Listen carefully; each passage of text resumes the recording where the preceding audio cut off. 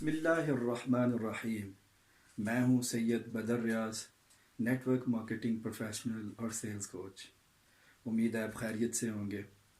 اگر آپ محسوس کرتے ہیں کہ آپ کو کوئی کام کرنا چاہیے یا آپ کو کوئی بزنس کرنا چاہیے اور کسی وجہ سے پھر آپ بھول جاتے ہیں، آپ پلان بناتے ہیں، ایک زبردست بزنس پلان، اور آپ کو ان سائڈ دل میں پتہ ہوتا ہے کہ آپ نے اس بزنس میں ضرور کامیاب ہو جانا ہے، لیکن پھر کچھ ہوتا ہے، آپ اس بزنس کو چھوڑ دیتے ہیں۔ اور صرف آپ کے ساتھ نہیں، بہت سارے لوگوں کے ساتھ ایسا ہوتا ہے۔ تو اسی طرح کا کچھ میرے پاس بھی ایک کویسچن آیا ہے، تو میں ایک قصے سے آپ کو بتانا چاہتا ہوں کہ اس کی کیا وجہ ہے۔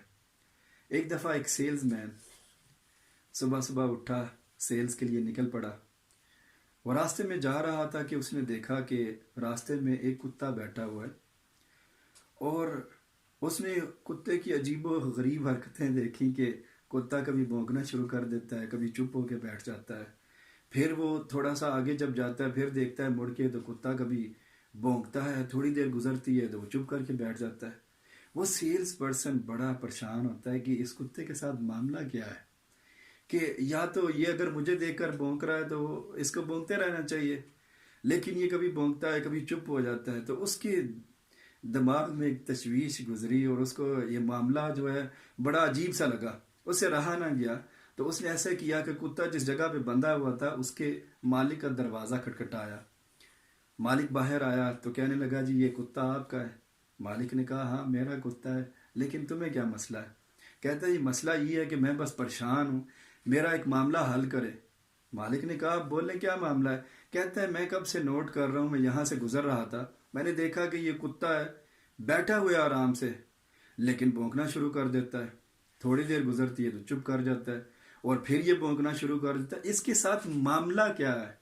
تو مالک مسکرا کے کہنے لگا اصل میں جس جگہ پہ یہ کتا بیٹھا ہوا ہے اس کے نیچے ایک کیل ہے، تو جب کتا ریلیکس ہو کے آرام کے ساتھ نیچے بیٹھتا ہے تو وہ کیل اس کو چبھتا ہے، تو پھر یہ تھوڑا سا اٹھ جاتا ہے، کروٹ بدل لیتا ہے، اور پھر جب دوبارہ ریلیکس ہوتا ہے تو کیل دوبارہ چبھتا ہے، تو پھر یہ بھونکنا شروع کر دیتا ہے۔